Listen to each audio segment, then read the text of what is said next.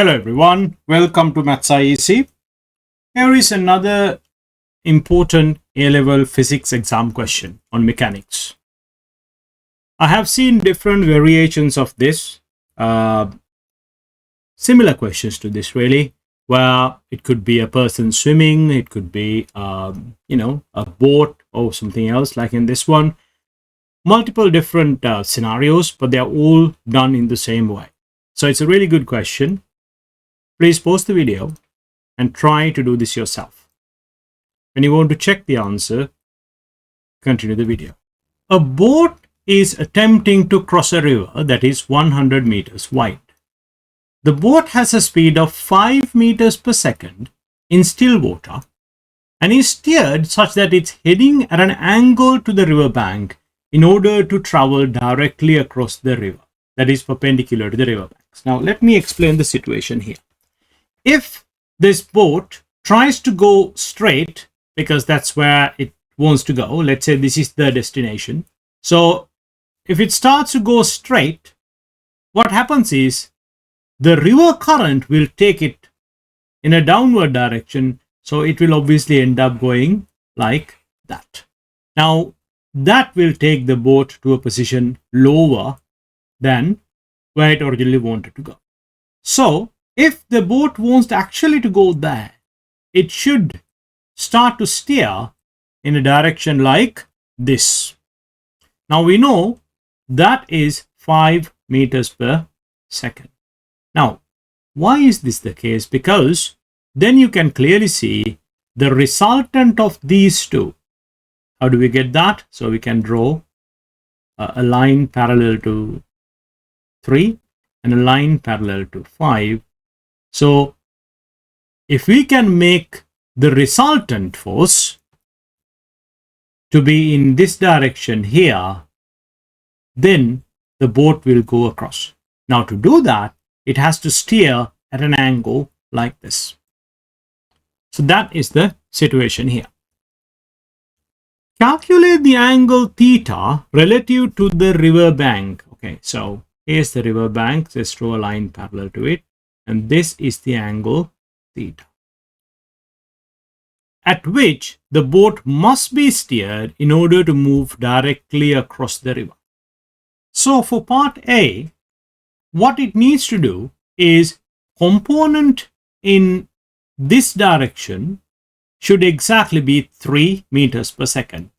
So this 3 meters per second is 5 cos theta. If 5 cos theta is 3, then what will happen? This 3 and that 3 will get cancelled out. So it will not go up or down the river. Instead, it will go straight across. So let's do the calculation now. So I know 5 cos theta is equal to 3.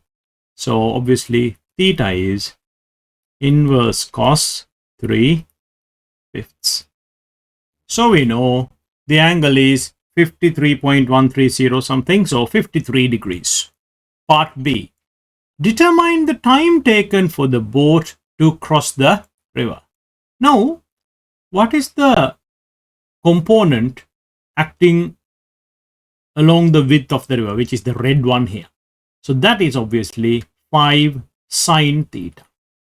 5 sine, and I know theta is 53.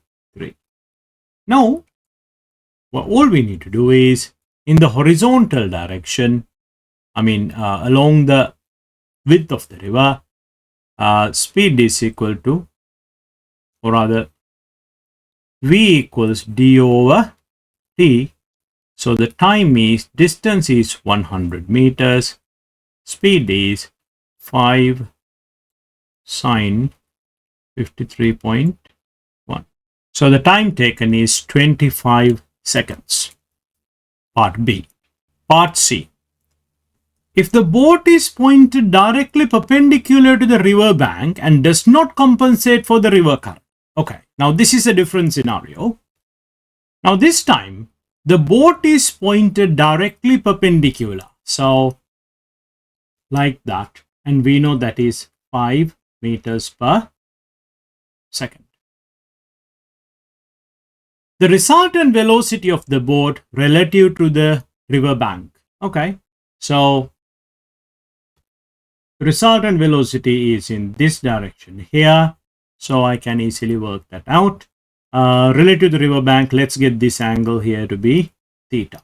So v squared is 5 squared plus 3 squared. I can work out v. So that's 5.8 meters per second. We need to give the direction too because it's a vector. So let's get theta. So I know that's 5, that's 3. So tan theta is 5 over 3. So theta is equal to 59 degrees. So it will go at 5.8 meters per second at an angle of 59 degrees relative to the bank. Now, how far down the boat will land when it reaches the opposite bank? So the question is, work out this distance x. So let's see, because we know the horizontal component is 5 and the distance is 100, I know I can easily work out the time it takes. So in the horizontal direction, v is equal to d over t.